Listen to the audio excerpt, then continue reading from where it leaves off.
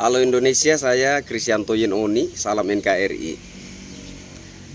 Hari ini tanggal 2 Juli 2021, saya berada di Kabupaten Keva Menanu, Provinsi Nusa Tenggara Timur. Saya berada di daerah istri saya saat ini.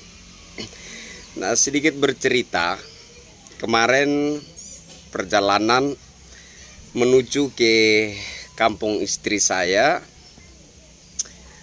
mobil yang kami tumpangi salah arah ya, salah arah. Kemudian nongol-nongolnya kami itu di perbatasan Indonesia Timor Leste. Sampai di sana, para pekerja di perbatasan mengatakan bahwa ini sudah di perbatasan Indonesia Timor Leste, berarti kami salah arah dan kami harus berputar balik. Ada satu hal luar biasa yang saya lihat di perbatasan Indonesia Timor Leste.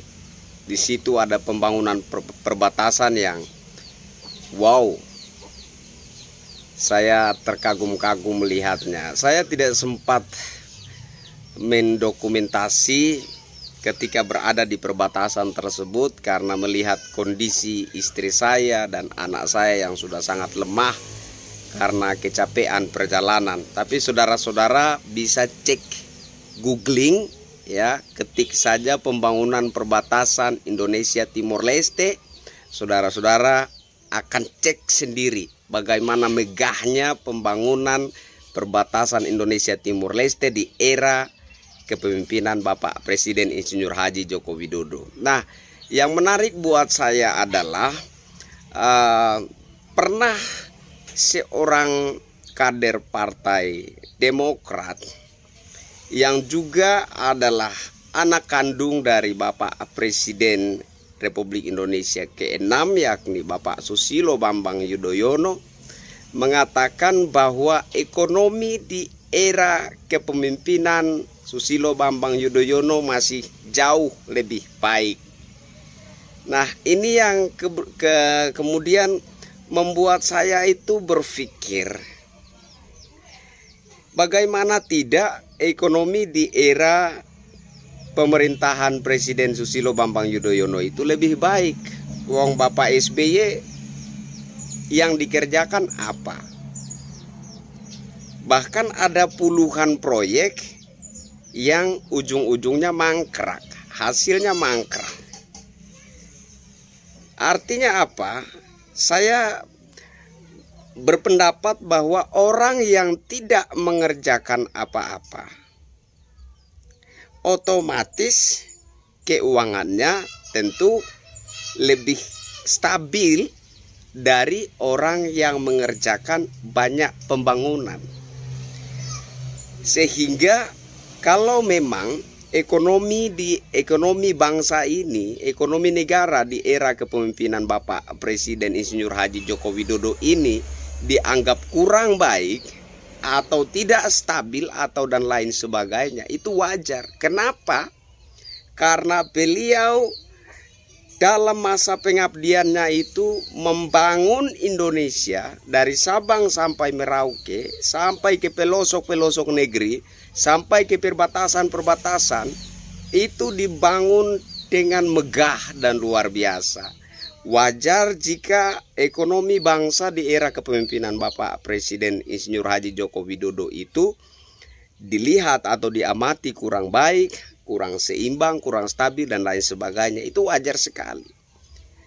Jadi kalau membuat perbandingan ekonomi bangsa antara kepemimpinan Bapak Presiden Susilo Bambang Yudhoyono dengan Bapak Presiden Insinyur Haji Joko Widodo, menurut saya itu perbandingan yang sangat tidak berimbang. Jauh tidak bisa membuat perbandingan kondisi ekonomi di era kepemimpinan Bapak Presiden Susilo Bambang Yudhoyono dan Bapak Presiden Insinyur Haji Joko Widodo. Nggak bisa, jauh sekali. Nah, di video saya yang waktu saya membantah kritikan salah satu partai Demokrat juga ya, si Beni Harman itu, saya juga sempat katakan, saya tegaskan, di era kepemimpinan Bapak Presiden Susilo Bambang Yudhoyono, kasih apa untuk warga masyarakat NTT? Kasih apa untuk warga masyarakat Papua? Sementara di era Presiden Insinyur Haji Joko Widodo, itu pembangunannya itu luar biasa. Bukan hanya di area Jawa, bukan hanya di luar Jawa, bahkan sampai ke perbatasan-perbatasan itu pembangunannya megah dan luar biasa. Dan perbatasan Indonesia dan Timor Leste itu saya lihat dengan mata kepala saya sendiri. Karena mobil yang kami tumpangi salah arah hingga mencapai titik perbatasan di puncak perbatasan antara Indonesia dan Timor Leste. Wajar ketika masyarakat lebih mencintai Bapak Insinyur Haji Joko Widodo ketimbang pemimpin-pemimpin bangsa sebelumnya, kecuali Bapak Insinyur Haji Soekarno. Saya sempat berpikir seperti ini. Selepas Presiden Soeharto lengser, ada penggantinya Bapak Habibie. Bapak Habibie hanya sebentar saja, sehingga kita tidak bisa membuat perbandingan apa yang dikerjakan pemerintah di era pemerintahan Bapak B.J. Habibie. Nah, selepas Bapak B.J. Habibie ada Gus Dur atau Abdurrahman Wahid. Nah, Bapak Gus Dur atau Abdurrahman Wahid ini juga tidak bisa kita mempertanyakan atau membuat perbandingan dengan presiden-presiden sesudahnya atau sebelumnya, karena beliau juga menjabat tidak berapa lama kemudian dilengserkan. Kemudian ada Ibu Megawati. Ibu Megawati satu periode pun menurut saya pembangunannya tidak begitu terasa, ya. Kemudian ada Bapak Susilo Bambang Yudhoyono menjabat 2 periode. Yang menarik, pertanyaan menariknya adalah semasa Bapak Presiden Susilo Bambang Yudhoyono menjabat, pembangunan apa yang dipersembahkan untuk masyarakat pelosok? Bahkan pembangunan yang di daerah Jawa dan sekitarnya, ya, puluhan mangkrak yang merugikan negara sampai triliunan rupiah.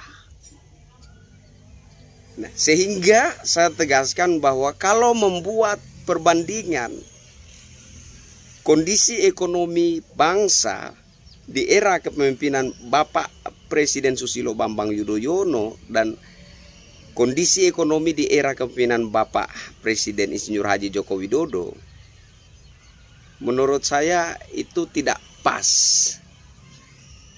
tidak berimbang. Perbandingannya sebenarnya tidak berimbang. Jauh. Orang yang tidak mengerjakan apa-apa, bahkan apa yang dikerjakannya banyak yang mangkrak, kemudian diperbandingkan dengan orang yang benar-benar membangun Indonesia dari Sabang sampai Merauke, sampai ke pelosok-pelosok negeri, bahkan sampai ke perbatasan-perbatasan dibuat megah. Ya, nggak bisa dibandingkan. Ya.